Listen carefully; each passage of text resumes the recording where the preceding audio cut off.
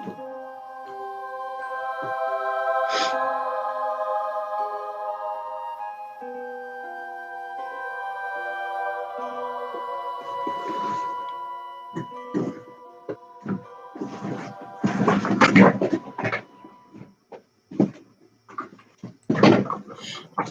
welcome.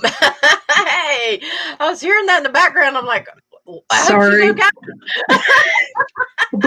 A bunch of business cards just fell over at my feet. So I just got a little mess here. All right, Lou. Oh my goodness. I know, it sounds like a rat. Making little rat noises. Yes. Sorry about that.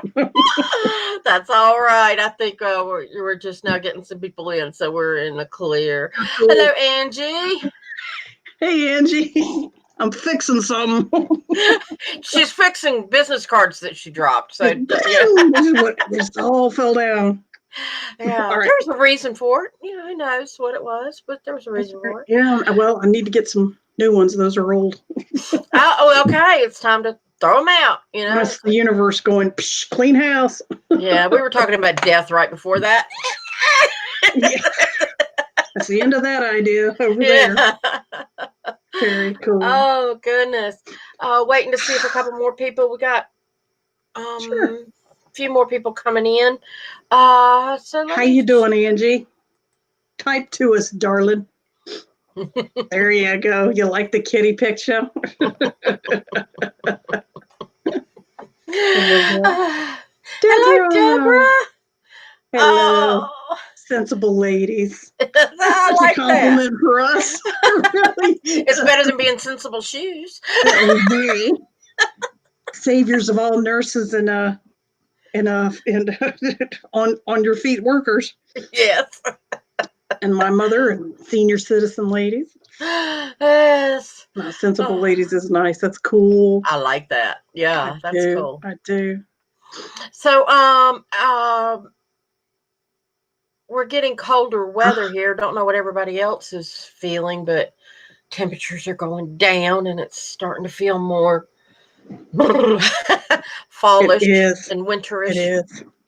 Angie has started us off. The spiders have too many legs. Yeah. What? Anything with more legs than you scare you? Or I was going to say, then how do you feel about puppy dogs? Well, they still, if you count arms, appendages. So I guess if anything has twice that, then. So if spiders bother you, what about centipedes? I don't. That's a lot of little eggs. they just slither. I don't know. Yeah, the motion of slithering is what seems to freak people out about snakes and worms, is that they can't relate, to the compression movement. Yeah, but I like that. I mean, it feels creepy to her. Yeah, Angie says creepy. Mm-hmm. 4 is good. Angie, have y'all seen the video of the woman there's a woman driving, and it sounds like a bunch of teenage girls in the back, and they're in Australia, and there's one of these, what they call them, woodsman spiders, and I swear, it's huge. It's like one of the biggest spiders. Tarantula size, perfectly harmless, but it was in the car. And they're going, oh my God. And they're, you can see the cameras on the spider. And then it starts kind of crawling over toward where the person with the camera, and the mom's driving going, shut up. Stop screaming. And I'm like, why didn't somebody pull over? Sounds like the mom driving? Yes. Was she the one driving? Sounds like she didn't believe him. I don't know, because it was kind of going toward her, but I was just like, oh, he's just kind of cool. He's just trekking across to see what's. Maybe she likes spiders. I don't know. So, Deborah says snakes are her fear. An early member of Dad mowing under a tree, and a snake fell on top of him. Been terrified of him ever since. I do not remember that. That might have been before you were born. Yeah. But, Angie says, I've seen those creepy. Do you know that tarantulas migrate in large groups? Yeah. Do you know that tarantulas also mate for life, and they move 2 by 2? They're actually very sentimental. Tarantulas are also extremely fragile. They can't fall. If they fall, they literally shatter. Their bodies they don't have ligature. Like the old Corvairs. Yeah. That's an expensive bumper to fix. They should call it a Corvair spider. Yes. But they're actually extremely delicate. Yeah. Gotta be careful. Oh, I was not born during the snake incident with my father. You were not born. So Dad getting a tree snake falling on him, and it's possible that this. Well, and what's? I'm assuming this was North Carolina. Yeah. Deborah. Yeah, because they were living in North Carolina by then. All right, so there aren't that. The only poisonous spiders are brown recluses and black widows, which do not live in trees. Snake, though, for my dad. Oh, sorry. I'm jumping back and forth. The only poisonous snakes are in the water, cottonmouths and moccasins. And so that tree snake, whatever made that snake was panicking. Can you imagine having no feet, no arms, and you fall out of a tree? You're F. And then you fall on a human that's doing this. Yeah, we were living in Burlington at the time. Yeah. Yeah. I remember one time I went camping. Dad freaking out. I mean, I totally get that. We went camping at a state park. God, this was probably 10 years or so ago. And we were right by the lake. And the woman, one of the other moms that was there with us, the ranger came through and she said, "We saw a water moccasin down there in the water." And the ranger said, "Oh, there's no water moccasins around here." Mm-hmm. And it's like, what, do you have little signs up for them to see? No water moccasins allowed? I mean, they're crashing the party. His boss told him not to say that. I was like, how do you keep them out? No water moccasins allowed. No, they're around. Yeah, that's true. They have little signage. I don't hurt spiders or anything if I can help it.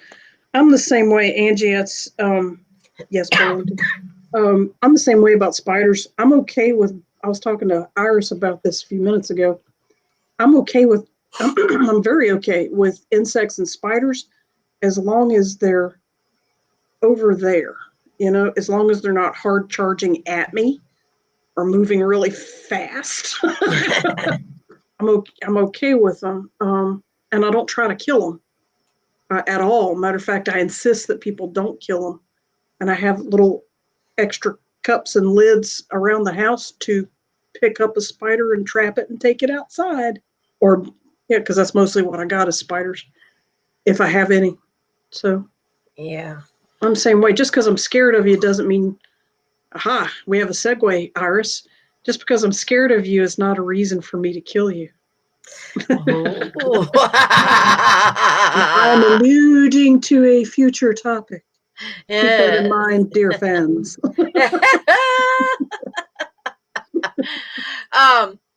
Well, yeah, Randy, it's okay because we really haven't done our formal introduction. This is our we just kind of jumped right in, but this is Paranormal Paranoia.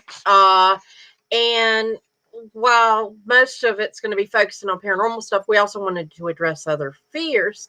Please, we've got some good conversation going on, and we appreciate the comments. We want comments. We want questions. We'll take them in the order that they come up as much as we can. Also, be sure to like and subscribe or follow us on YouTube, Facebook, iTunes, and Spotify. So we're trying to get those channels up. But if you Google Eyes of Indigo podcast, we're coming up. Yay! But yes, do join the conversation. And also you can check out the blog at iriscarter.com and click the link to Eyes of Indigo podcast. That gives you some background stories and all. I'm a little behind on getting my posts up, but they're there. Monolith sightings, the thoughts, yes. Well, Randy, we'll talk about them if monolith sightings scare you. or actually, like Iris just said, paranormal paranoia. Does this monolith appearance stuff, does it cause you dis-ease or uncomfort? I personally, it doesn't bother me because immediately my brain defaulted to the movie Arrival. Oh, and, yeah. Yeah, and those were giant floating monoliths that ended up being spacecraft. What bothered me with the second monolith was there's obvious markings of welding. This is news to me. So whatever culture it came from, they're still using fire induction similar to what we do. Yeah. Or it was man-made entirely. Right. That implies a possible hoax. Yeah. So, yeah, and I was wondering, just to, I thought this was interesting to kind of see if everybody's on the same page here. Go to full screen to make that readable, sweetie. Yeah. There you go. This is a study done 2 years ago. They didn't have a more recent one of the Chapman Universities, which they do lots. You can go to their website. They have all kinds of surveys. And this was, at the time, 2 years ago, the percentage of people that at least admitted they had these different, like 17% believe in fortune tellers and psychics, which, I mean, who uses fortune teller as a term anymore? But, and it's hard to believe there are more people that believe in Bigfoot than in psychics. But yeah, I think they used the wrong phrasing on that to get people to admit to believing it. But they also said that what was interesting was from 2016, the percentages jumped considerably. So the beliefs seem to be taking on a trend of increasing. Let me show this one too. The other thing is that 75, almost 76% of Americans believe in at least one phenomenon. So most people believed in more than one. Multiple phenomenons. Yeah. So whatever your belief and fears and stuff, you're not alone. Never alone. Yeah. Not on this planet. We're not even halfway there. Yes. And just to remind you, fear can be forget everything and run. FEAR. Yeah. Or face everything and rise. It's your choice. Prefer option number 2 there. Yeah. You face it and do better. And we're going to talk about some ways to do that. But I just wanted to point those out real quick. So I'm trying to get rid of a few things here. And I'm multitasking, people. Excuse me. No worries. We can always see what's happening in the chat room. Yeah. Lee reminded me there are copperheads in North Carolina. Yeah. Those are not really tree climbing creatures anyway, but that was from a previous discussion. But yes, that does inhibit dog walking. You have to be careful. And Angie says, Angie had made a point that she pointed out earlier, shadow people. She's afraid of the dark, related to shadow people. You know what, Angie, do me a favor. If you can clarify, can you define what is a shadow person to you? What does that word mean?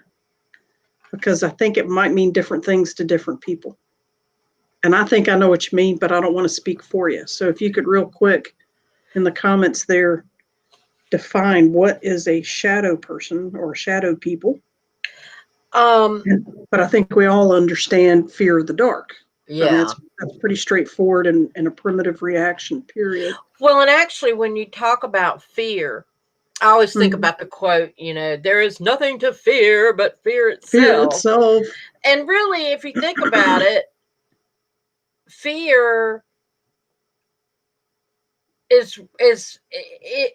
fear is in itself is what we should be afraid of, not the other stuff that we're fearful of. Not the instigator of it, but the reaction itself is crippling. Exactly. Yeah. And so, and what is fear? Fear comes from not knowing. We're scared of the dark because we don't know what's in the dark besides us. It's something your sight's being limited. Yeah, well, you can't control when you don't know what the lack of control. Yeah. Yeah. So lack of control and the unknown, those are things that typically are related to fear, or define fear. And fear affects us by making us stressed out, adrenaline, a little bit of adrenaline every once in a while, being startled or something like that. If I startle somebody, I say, well, you got your cardio workout today. But that's not bad. But when it's constant, you end up with stress damage. You. Yeah. And so the other thing that I wanted to point out is to know the difference between what you know and what you don't know. And talk a little bit more about that. Define that just a second. Okay. So sidebar on the... when you know, okay, for example, some people, maybe they have a fear of losing a loved one. Every time they go out the door, I'm afraid my husband's going to get in an accident or something. Sure. So then the first thing when they're a little bit late is, oh my God. It becomes a trigger. Yeah. Yeah. And so why are you putting yourself through those emotions unnecessarily until you know what? So you don't know that they've been in an accident and that's why they're late. Right. So if you can stop yourself and go, well, let me find out first. Let me pick up the phone and call. Let me see if he's still at work, or, I hear the car pulling up right now. He's fine. But it's like you've gotten all worked up over something that isn't. Or if there's, you're afraid, the house might be haunted. The book just fell off the shelf and I think somebody's trying to haunt me. Grandma, is this a book you want me to read? Sometimes. Yeah, really. But if it scares you, recognize you don't know that for sure. Yeah. And you're engaging in something that you don't even know all the facts yet. And I guess part of my problem is I've been that way since I was a kid. I've never been one to like go into a panic over stuff, and that's one of my peeves. Is like, I'll be in a room with some people and somebody will come in and go, oh my God, this is happening. And it's like, what is happening? What is it? What's going on? Let's not go there till we know that's what we need to do. Right. I'm just not up to putting the energy out if it's frivolous. Not worth it. Yeah. Right. Yeah. Well, to give you sort of a counterpoint on that, my experience has been that people that enjoy, and I use the word enjoy contextually, but people who indulge in such things as your great example of being afraid of your husband being in an accident because when he's late coming home from work, or your children are dead in the ditch because they're not home by 11:01 on the dot or whatever, and similar anxieties, kind of fears based on anxieties, being anxious. What I've noticed in a lot of people, and I'm not speaking let me see, I need to qualify. I have a degree in developmental psych, but I am not a licensed therapist. All right. These are just my opinions based on what I've observed and what I've in 53 years. So what I've observed is consistently the personality types that indulge in that kind of behavior are getting two types of possible gratification, or one. They're either getting both or one of these two types of gratification. And the two types are, one is the victimhood mentality. I'll be the victim. Right. I'm the victim, then everybody feels sorry for me and the world owes me. So I'm entitled to anything I effing want because I'm a victim. Poor, pitiful me. And they don't really consciously, we're not. It's not conscious. And no, they're not doing it consciously. This is just their value system. This is their value system cascade. One reasoning leads to the next. The other gratification that I see them get from that is the adrenaline, the chemical cascade that happens from the brain on down. And they seem to really enjoy the chemical cascade, the chemical reaction that comes from that. And like I said, some people enjoy both. What am I talking about? The chemical cascade? The chemical cascade is why the horror movie industry is so popular and so well loved.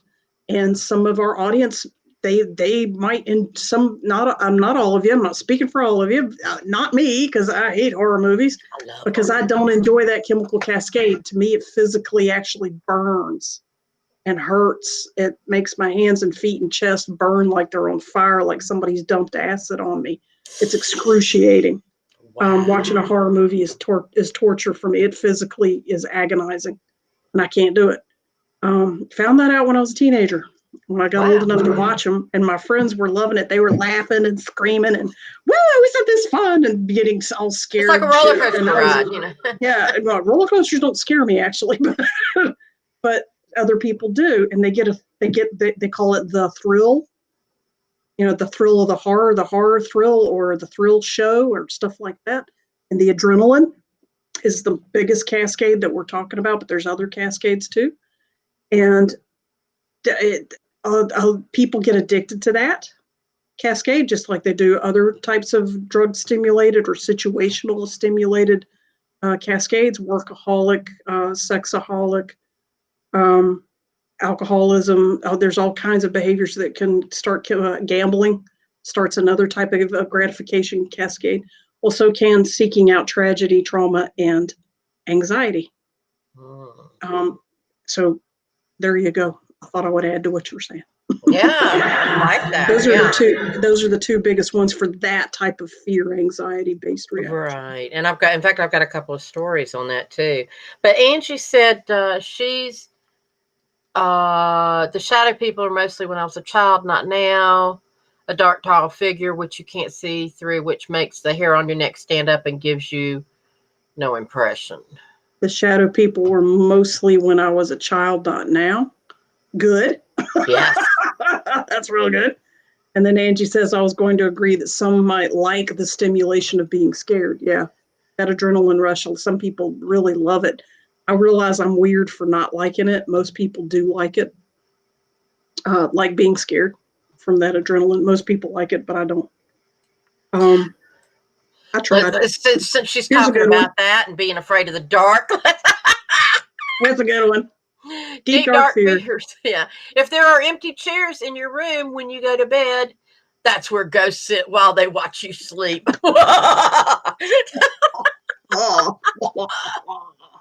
So yeah, Angie, think about that tonight.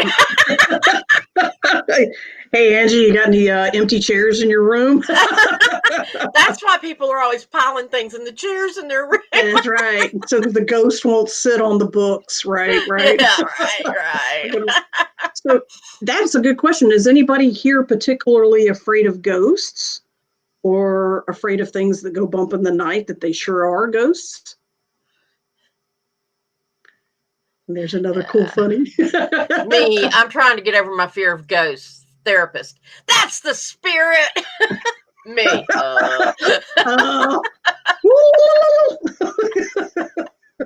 Brain like Jello. That's a cute one, little guy. My sister says, Deborah, I would rather them sit in a chair than be under the bed. That you know what, Deborah, that is a really good point, and I forgot about that. I have a cat, and as he gets older, he likes to jump on my bed late at night. And he didn't do that in the past. He's only started doing this like the past 2 years. And when he first started doing it, he used to scare the bejesus out of me in the dark. Suddenly something goes, ba-dum, and makes the bed go like this, and they start stepping on you. And it scared the shit out of me a couple of times until I realized it was the cat doing it. And it made me think about all these stories I've heard of people talking about someone touching them or while they're in the bed. Matter of fact, I think you've mentioned it. Yes, I was just getting ready. I got a story about you've got a Deborah. Story about them approaching you while you're in bed. That kind of freaks me out. But I don't think that that's an irrational fear or phobia. I think that's just a survival instinct. Well, as a child, Deborah's 6 years older than I am. And so, think about when I was like 8 and she was about 14. Yeah. I gotta do my math. But we were living in a house with a spirit. And the woman, from our understanding, she died from cancer, like lung cancer. And she would go in Deborah's room at night and sit in the rocking chair, and Deborah would see the rocking chair start going. Oh. But then sometimes at night, this woman, my sister would hear this breathing, this labored breathing. Yeah. And she said she'd hold her own breath to make sure it wasn't her. Right. And then she was like, is that Mom? No, I hear Mom breathing. Is that Dad? No, I hear him breathing. It's not Iris. And so then she'd say, and she'd go, but it would be behind her. Like if she's laying on her side, it'd be behind her. Okay, directionally she could hear it. Yeah. And so she's like, wow. She said, she told me the story. She said, I would get my guts up and, okay, this has got to stop. And she'd flip over and the breathing would stop. But then it would come to the other side. It would be behind her again on the other side. And she said, she'd play this game. And then, and then sometimes if she didn't respond, the ghost would start poking her on the shoulder. Like, wake up. Whatever the entity was, it definitely was wanting to be interactive. Yeah. So, Deborah, you got to tell us more about that one. That's kind of cool.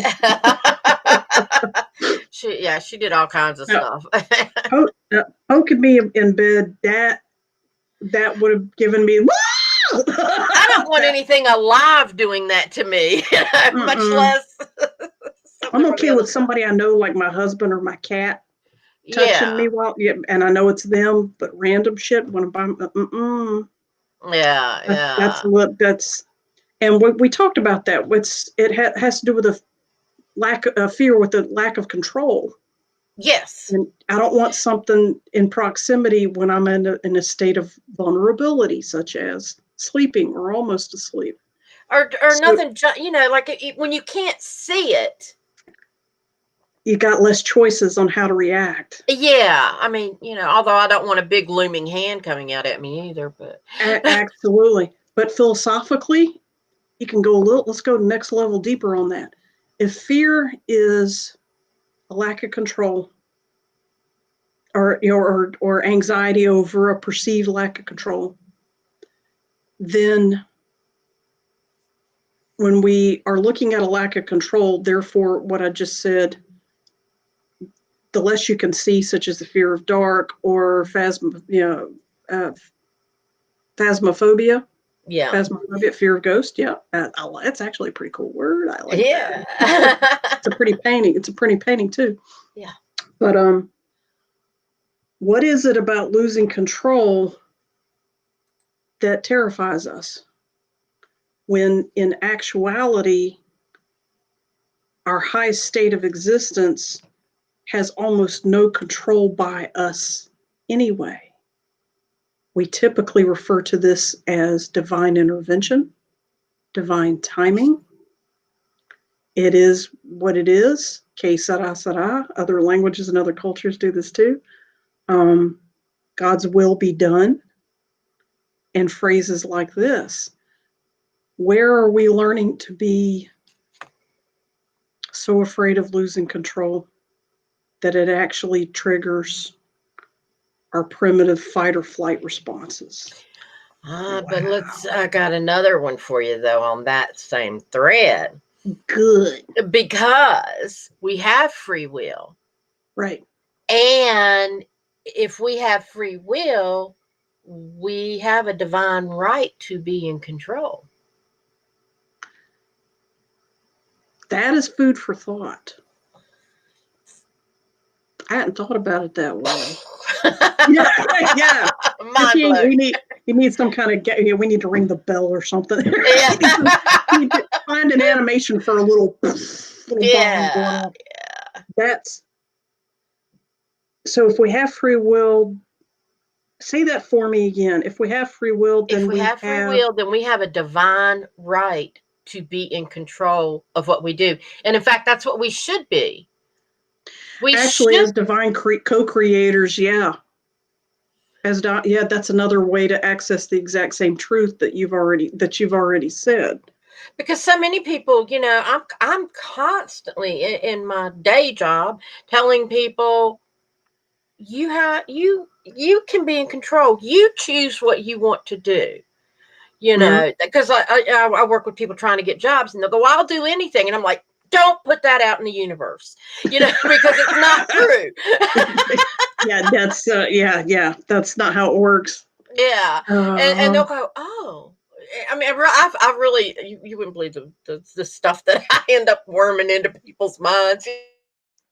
I was going to say, the occupation you have, because they're in a different mindset with the, and it's like, vulnerability versus identity versus talking to a near stranger. Yeah, they're in a weird liminal space right there with you. Yeah. Which you're ideal for it. That's awesome. They are lucky. Lucky. I enjoy it because it's not just all matter of fact and yes, this is what goes on your resume and off you go and pat them on the head, but it's like you are more in control than you know. And even if you can't get the job, your dream job and your next step, go in that direction because you don't know where that'll take you. And it's, they're getting they're getting mini therapy sessions with you. Yes, they are. They are. A little bit of Mama Ruth in a nice vein there instead of tough Mama Ruth. She's been watching my videos, y'all. Yes, I have. Bartender Mama Ruth being a smart A about her kids being acid Mama Ruths. She's very good. You guys have got to check out her other videos on YouTube, especially. Iris has done some really cool outtakes and film acting. It's really cool. So real quick, Lee brings up something similar. You mentioned the 4D flashes that some people see. I see flashes of black at night when everyone's sound asleep, sometimes unnerving, and others it is not. I want to reach out and communicate. So yes, I've heard of people seeing flashes of white light. I haven't really thought about it, but yeah, you can see some people would consider them shadow figures, but you're calling it a flash of black. Now, I want you to talk a little more about this, because the last time I saw a flash of white light, I found out later I had a torn retina. So that's the first thing you go get checked out when you're dealing with white flashes. Yeah, you might be dealing with a retinal situation. But flashes of black, Lee, tell me if I'm talking about the same thing. Sometimes I will see shadows moving around the floor that look like another cat. I only have one cat, but it looks like there's a second or third or three cats surreptitiously moving around the house, walking around the other side of the countertop, or scurrying under the couch, or or jumping off of the chair and under the table where I can't see it anymore. And I get the impression that these are dimensional things that are crossing over, which, by the way, me and some of my other friends, Iris, we've talked about this in passing a couple of times. Seeing dimensional shifts go on, something appears and reappears somewhere else. Well, matter of fact, you got an episode, The Mandala Effect. That's coming up. Yes, next week. Next week. Yeah, it's the next week. Yeah. No, yeah, and then after that, the pagan Christmas. All right, so. Yeah. So what I'm asking Lee is more like movement. I have talked with the eye doctor and all as well. Okay, good. So yeah, what I'm seeing is actually flash moving, like a cat running around, or another person just rounding the corner out of my sight. So it's more like a shadow though than a flash. Lee, are you seeing literally a flash, a quick movement of black, or are you seeing a misty moving of fog? Black fog? That's my question. I've seen a cat, but I knew it was my dead cat came back, Yeah. Yeah. Sometimes you can identify it, 100%. Absolutely. Absolutely. So, Lee says more, what does that say, Iris? I got to scroll down to it. More like paintbrush strokes. Maybe a cat or a person. I recall talking about this. Yeah, I recall this. Yeah, I think we mentioned it. More like paintbrush strokes. Yeah, that's a long conversation. Lee, you're seeing stuff on a subatomic level, actually. You're going into quantum physics here. Are you surprised? Ellen Lee is analytical and she's very intellectual. Yeah. Just to put it in small words, which is ironic for an intellectual person. Yes, that's a better description, not a fog, more like a shadowy movement. Okay.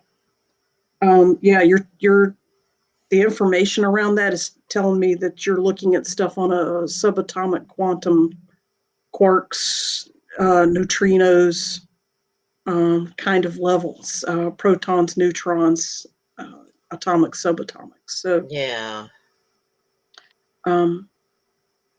that's cool because that means dimensions are switching across and becoming more and more apparent. That's going to get more and more common. Definitely follow your intuition about whether or not this is something that you do want in your scope of awareness, or you don't. So you do or you don't. It's up to you. But I'm hearing you have a choice. So let's talk about fears and phobias. And Iris, you had some really cool notes about some stories. Yes, I've got one. There have been instances when I was doing paranormal investigations. People go, "Ooh, aren't you scared?" And it was like, actually, most of them are pretty boring. But what I would end up running into, so we did have occasions where there would be things that would happen, but a lot of times there's a couple things going through my head, and so let me sort it out real quick. One is one is that a lot of times we'd go into situations and the people were more in a panic and more convinced than what was really going on. And so, like, self-fulfilling prophecy, so to speak. Yes. And like, you're talking to the kid, and the kid's going, "Well, we were watching TV and we heard a banging noise upstairs." And, they were in the basement watching TV. And the mom goes, and then the mom, you talk to her and she's like, "The kids were terrified and they were, running." And it's like, no, they weren't. And the kids were like, well, they could care less. And they didn't really, And what we heard when we were there was the banging in the heat vents, Mm-hmm. And then you try to tell them, well, we really couldn't find They don't want to hear it. They're thriving on that. And then go and find some unprofessional person to come in and, that. And that was another thing. Like a lot of times, groups that have psychics or mediums, and I speak as one, that I've worked with others and just kind of been real quiet because they like to be in control and they like that power of, I can see things that you can't see, and it's like, as soon as they start that crap, it's like, I know they're full of it. Yeah. And so when, then these people that didn't want to hear our logical explanation for what was going bump around the house, get one of these other people to come in that say, oh yes, I feel the ghost, Like, Indian burial ground in your backyard. Yes, exactly. Something dramatic like that. Right. Right. Although we did one time, I went to somebody's house and this guy had asked us to come in and, what do y'all get? What do you think is going on here? And it wasn't as much as the professional paranormal group is just going in and seeing what we could get. And there was another girl that was with me, and she was saying, you might want to do a cleansing. And his mom was sitting there, and she got real upset because she was like, my house is clean. And it's like, no, we were talking about burning sage or something. And we tried to explain it to her, but she was like mad and wanted us out of the house because we thought her house was dirty. She had already been triggered. Yeah. I was like, okay, we won't go there. Whoops. Yeah. But, and then there's like the guy that I dealt with. He's out of state, and he was a client that somebody else sent to me because they weren't comfortable dealing with somebody who thought that they were possessed. And I was like, doesn't matter. I've seen weird. It doesn't, if he really is, fine. If he's not, we'll figure that out too. Yeah. And I actually saw, and I'm doing a remote viewing kind of thing. But I told him, I said, what I'm seeing is this demon, for lack of a better term and more universally accepted. I said, but he's like on you like a cape. It looks like a Batman cape, like his head's right here, and they tend to grab right through there. Yeah. And it's on top of yours, and he's wrapped around you like a cape. And the guy was like, yes, because I get a headache and I feel the weight. I mean, he knew. He was like right on, and I was like, okay. So what I ended up getting the thing detached from him, but it was still hanging around. And I never could get deep enough with him where he had a subconscious need for it. Yeah. Because it helped reassure him. It gave him a sense of power. Yes. Very much. That he didn't have. This is what's unique and wonderful and strange about me. Yeah. Yeah. And, when he was trying to do I do this or do I do that? And, he wasn't real secure with his own abilities to make choices. This thing would choose for him. And he was like. He was used to deferring to it. Yeah. Interesting. And he felt stronger and more powerful being out in the world and dealing with friends and stuff because this thing appealed to his ego. Yeah. And so, and so basically I told him, I said, when you're ready to get rid of it, call me back. I mean, we got to a point, I said, but it's still circling around, but it wasn't going to leave. Yeah. Yeah. They'll kind of hover until you're ready to let go. But was it scary to me? And was I afraid? No. And I've been, I've come home after being somewhere and felt energy with me or whatever. And I come in the door and I go, no, you go right back out. I don't, you're not allowed in here, That's it. Just boom, done. Yeah. It's done. Yeah. Or like, I watch something on TV that kind of triggers some of those thoughts, like, oh yeah, that stuff, you start feeling like those things come around because you're seeing in that vibration. Yeah. And so they're like, oh, look, here's somebody thinking about us. And I'm like, no, I'm not. You go right on. Erase, cancel, delete. I learned that from Marie Anderson Whitehurst. Erase, cancel, delete. Yeah. And I use Reiki techniques on top of that. But erase, cancel, delete, especially having negative thoughts or feelings, especially ones that sneak up on you. Yeah. And you didn't realize it till it was too late. Yeah. And the nice thing about that is it puts me more in control of the situation. And so the more you practice it, the better you feel and the less fearful you are of that stuff when it does come around. And it becomes a part of your automatic response. Yeah. Exactly. So it's sort of a practice thing. So like with your shadow people and stuff, same thing. We had it with our son when he was little.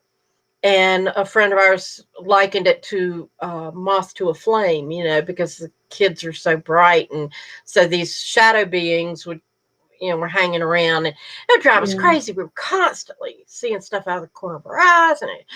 And we, okay, enough. Y'all just go back where you came from. Don't, one at a time. Yeah. and we had some other stuff going on too, but we took care of it. And, and people do it in different ways. Some people pray and ask for things to be moved. And if that's where your connection lies, it's fine. But really, you have the ability, because your space is your space. You can dismiss anything at any time with any phrase.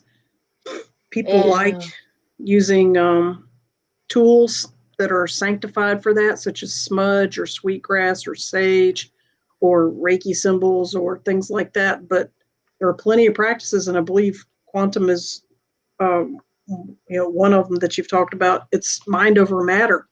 Have a conversation with your gods, with your higher self, and dismiss that stuff. You don't have, it can't exist. Nothing negative can exist in your world, in your energy, in your mind without your permission. I understand that some people have chemical dispositions and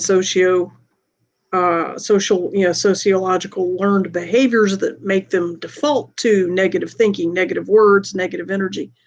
And those are something else to discuss on a case-by-case basis. Right now, I'm speaking about in general, for the general population, just to caveat that there are exceptions to everything.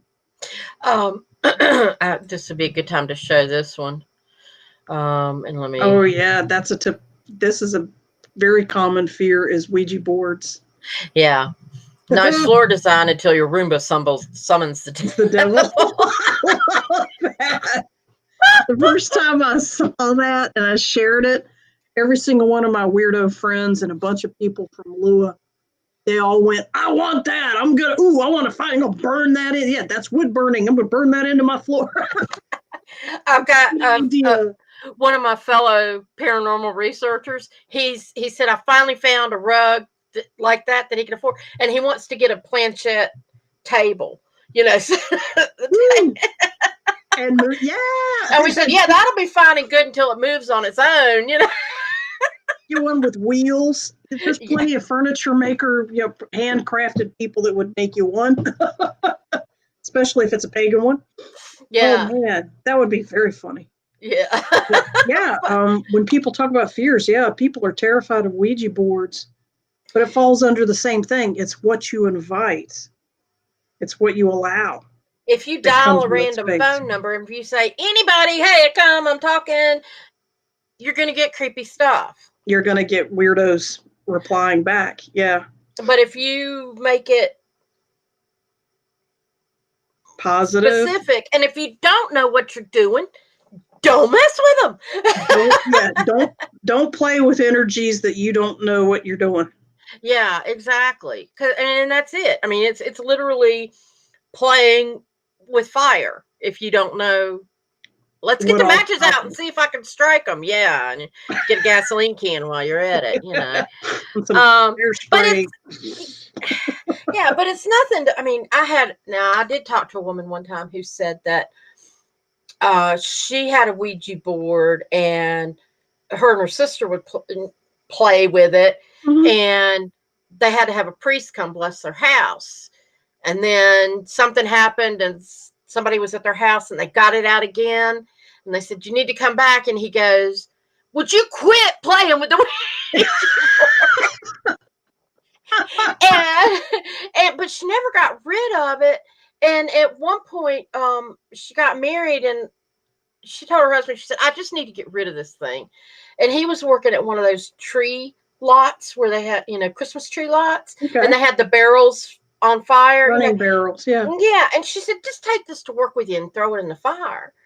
And so, I was going to say, sounds like hers has already got loaded with energy, and that might not have been the best choice. What happened was he got to work, and she went by his work at the end of the day, and she said, "Did you burn the board?" And he said, "No, I threw it up on the porch," because they were in front of an old vacant house.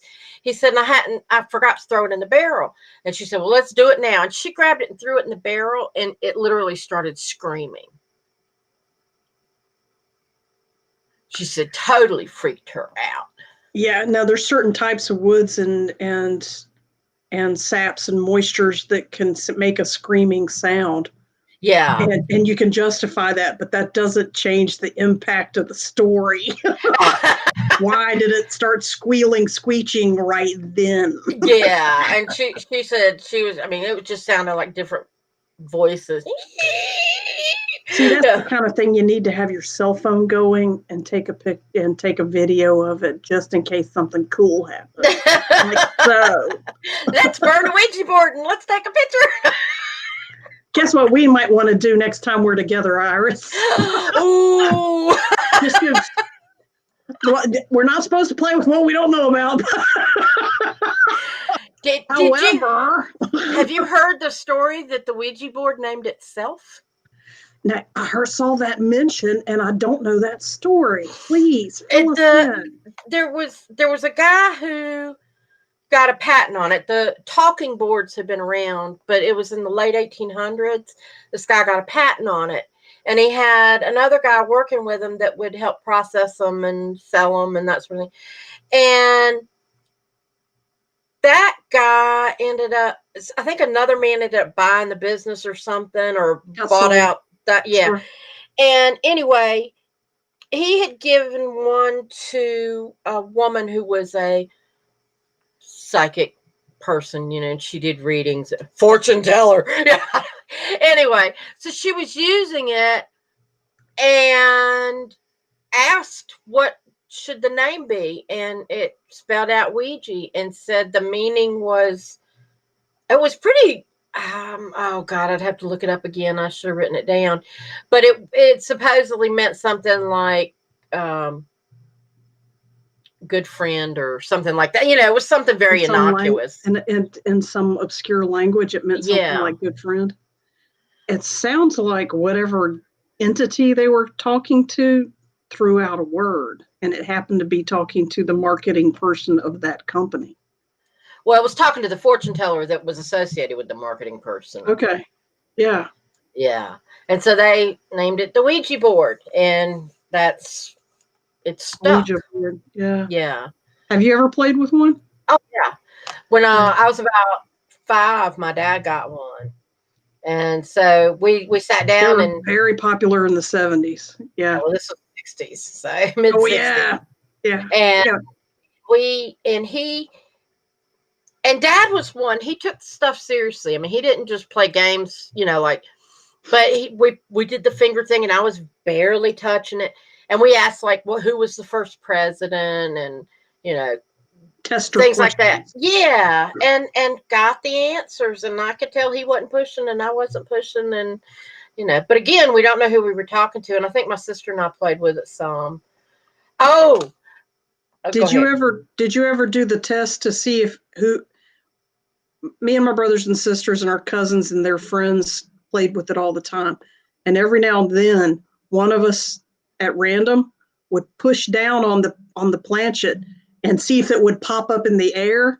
Because if it didn't, that meant somebody was pressing down and pushing it around. No, we didn't figure that out. We weren't. Yeah, no, we figured out how to test each other. If you went boink and it flipped up, that meant nobody was pressing on it to hold it down.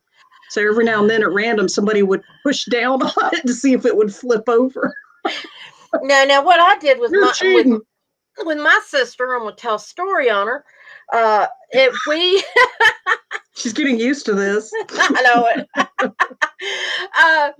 We were living in the house that was haunted. Okay. Yeah. And we had been watching Art Linkletter. Okay. Back in the mid-60s. Yeah. And he had and I was like about 8, and my sister, like I said, she was about 14. And they had this thing where on Art Linkletters, like whoever his guests were, they were standing around a card table, and they all had their fingers supposedly barely touching the card table, and they rise, table, rise. They were just focused and meditating, rise, table, and the table started rising. And so my sister and I said, well, let's try that, Sure. And we go in to our dining room table, which seats 6 people in its smallest form and very heavy, very heavy table. And my sister got on one side and I got on the other, and we put our hands on, and my little horn started coming up. I so wish I could play with you back then, but go ahead. So we have our hands on the table, and my sister, I mean, she was like so focused. I could just see she was like so really willing it to happen. I want this table rise, table rise. And we're chanting, and I'm like peeking out. And I take my thumbs and lift up and go under the edge of the table and lifted my side, and she went, "Whoa!"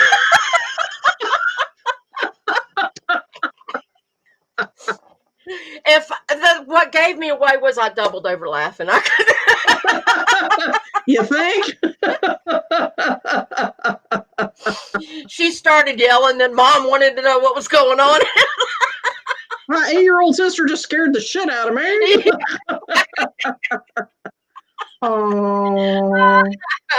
But again, you can't. That means you were set up, honey. There's no way you could not. Such a great setup. I don't know anybody in here with brothers and sisters that wouldn't have done the same thing. Yeah, bring a little levity to the situation. You do. If the table's not going to rise, you might as well entertain yourself another way. Yeah, exactly. Because I thought there's just no way we can do this with our mind. But yeah, so I think one other point I wanted to make for sure is that know that when you're watching any type of movie or television show, reality shows are scripted. Yes. And based on a true story does not mean it's a true story that they're showing. Yeah, based on a true story doesn't means it is not a true story. Right, because you have producers that are watching the money, and they say, "Oh, we have to change this, and we have to make that more exciting, and we're going to condense these scenes." And so like something that happened over months and months, it looks like they had a wild weekend, and it's not that way. And Jason Hawes of Ghost Hunters, he got real frustrated with the producer because they would be sitting there doing the reveal at the end of the show, and is the house haunted? Is it not haunted? And they would be talking to the person, and the producer, and this is supposedly a reality show, but the producer would step in and go, wait. Can you word that a little stronger, Jason? And he'd go, what do you mean? Well, you're saying that you didn't find anything definite. But don't you think maybe you could change that to we didn't find anything conclusive? Conclusive or significant or, well, no, what was the word? Like, in other words, to flip it the opposite way. Imply the opposite. You know, are you sure you can't declare this place haunted? Because you had this and you had that. And he's going, that was not decisive. He said, I can't declare this place haunted. Well, then at least that, so they would go into this negotiation about how he was to word it. And then it was like, okay, now shoot. And he'd have to go back and restate what he had said and then change the words so that the producer would be happy. You know, or they'd try to provoke things, do things behind their back, you know. Yeah. Most reality shows are not reality. Yeah. Yeah. So when you watch stuff like that, do the research. You know, this is based on a true story, and you're going, "Oh, did that really happen?" IMDb.com is my best friend. I love going and looking at the trivia and stuff. Type that up there so that people that are research hounds can use it. A link. Yes. And explain what that link is real quick. Okay. IMDb is the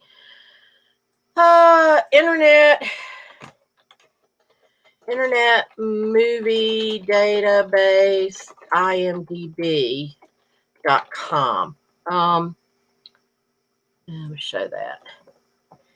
And sorry, I didn't capitalize the internet part. But it like you can look up a movie there and it'll give you who was in it and what the summary of the movie. It gives you the parental stuff that, you know, can my kids watch this? Well, there's you see a boob here or a leg there, and you know, there's smoking in it or whatever. No, you know, do you want your kid to see it or not? Right. But then they also give you trivia, and you can a lot of times on the trivia you can find if you know, like the backstory, and they'll usually tell you what, you know. Well, in the movie they did this, but in real life this is what happened. Oh, so okay, so you can see a little bit of the parallel walk apart. Yeah. Cool. So very cool. Yeah, I've used that website to find out the cast of movies. I was not aware that you could get all that other cool information too. Yeah, I mean, it's just all kinds of good information. Where they filmed it, you know, and there's all kinds of stuff. There's all kinds of stuff. Encyclopedia. So we're all the way up to 10:33 on the time right now, Eastern time. Did anybody else have any particular fears or phobias that they wanted to mention in the chat room over there? And give you a couple minutes just in case. We'd like for everybody to feel like they came here to learn something for themselves. We're happy to help. Fun, great show. Thank you, Randy. Always a pleasure. Yes. And Angie said set locations. Yes, on that channel, on that website, set locations. That's fascinating trivia too. Yeah. Behind movies. But I was talking to Iris. We were trying to define what is a fear, what is an anxiety versus what is awareness or self-preservation. And essentially fear is, we were talking about things that are almost irrational, like an irrational fear of snakes or irrational fear of spiders or ghosts or Ouija boards, or mice or rats or whatever. And there's a rational aspect to that, such as I'm not afraid of spiders. You know, for example, I'm not afraid of spiders and snakes when they're just existing. I get triggered though when they run straight at me. And that's a self-preservation. Yeah. I have one irrational fear that I'm still working on. And if y'all want to comment on it, you can. It's called a phobia, trypophobia, a fear or disgust of closely packed holes or spongy or surfaces that are packed close together like a seed pod or a bone marrow or a sponge, or Swiss cheese is another thing that's like that, or things that are decaying and have multiple spongy chambers in it. Ugh. All right, I'm starting to creep myself out talking about it.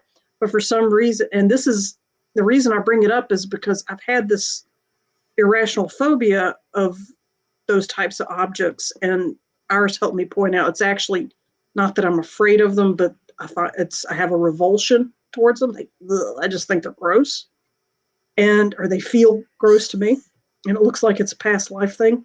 But my point is the reason I brought that up is I've felt like that since I was like preteen or whatever. I became aware that particular visual freaks me out, or state of existence freaks me out. And in my 50s, I started seeing on the internet a new phobia, a new word for a phobia that's been around is starting to come to fruition. Here's the term for it, trypophobia, whatever that I just said a minute ago, is not the official name for it because it's not an official phobia yet, but it's becoming more and more prevalent because the internet, like a lot of other things, suddenly there's a lot of common knowledge that was pocketed knowledge that only particular populations, but now populations can communicate, minuscule ideas over time very quickly, because of the internet. And apparently I'm not alone. A lot of people get freaked out by that exact same thing. So they think it might be a primitive response to being revulsed by the sight of decay, because it does look like biological decay. It resembles it.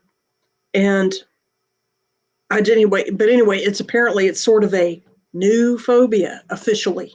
It's officially new. And I'm like, really? I've been creeped out by this stuff for 35 years. But that is my only irrational fear that I really can't see, or not, I wouldn't say fear, but it's my only thing that I don't like, that don't like looking at it, don't like being around it. And it does help me relate to people that feel that way about snakes, or feel that way about mice, or feel that way about certain foods, like slimy things. Yes. Some people won't eat mushrooms because they're fungus. Some people won't eat pudding or whipped cream or bananas or whatever, or avocado because of the mushy texture. And it's just their own, same thing. It's a revulsion. Yeah. And so I wouldn't say, I'm not going to run away from an avocado if I see one, but, they won't touch it. Yeah. Yeah. Let me show this real quick. Next week. Yay! December the 9th, the Mandela Effect, parallel universe or false memories. We're going to talk about Einstein, a little bit about quantum physics. So, and weird true stories. Yes, are all on the agenda. So yeah, we'll be talking about that and where how people are being affected by it. So it should be interesting. If you don't know what the Mandela effect is, come back next week and find out, or you can look it up online and get totally freaked out. Yes, there's some cool stuff. Yes, it really is. When they started throwing out examples that I personally remembered, like King Tut's mask and changes in it, I was like, I saw that. Yes. When I was 9 years old, my family took us to Washington, D.C. when the King Tut display was on tour in the United States. My family went to D.C. We stood in line 6 hours around the building. And I was 9 years old. So it was 1975 or right around there. And people were a lot more friendly in 1975. So we got to meet some really interesting people sitting there in line, standing next to them for 5-6 hours. And, people from Canada and other countries, and we'd share stories and stay in line, and somebody would go get food for everybody and bring it back and share it. And then somebody from my family would run and go get food for both families and bring it back. And it was where the kids would go play, and the parents would take turns watching each other's kids while the kids would, while other parents walked off with the kids and came back. So we weren't stuck in line nonstop 6 hours. It was very communal. That's the word I'm looking for. But I saw King Tut's mask. I saw what was there in 1975. And it's changed. And it's yes. Felt I was there, I saw it. So we've got some really cool stories. Got some really cool stories. Yeah. So look it up if you don't know what it is, or if you've got your own examples you want to bring next week. And then don't forget, like, follow, subscribe to our YouTube, Facebook, channel, iTunes, and Spotify. Yes. And Spotify. Yes. I'm trying to throw up an L, and then I remembered I was doing a loser symbol. Oh, God. That's up here. Yeah. Backwards on the camera. Yeah. But yes, Like and Deborah thanks us, and so we appreciate everybody being here, and hope to see you next week. Alrighty, yay! Have more fun. Good night, everyone. Good night. Bye.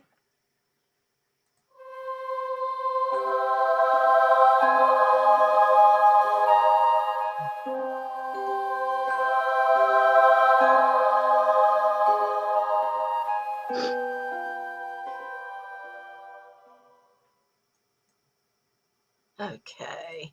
Yep, still here. There you go. And we've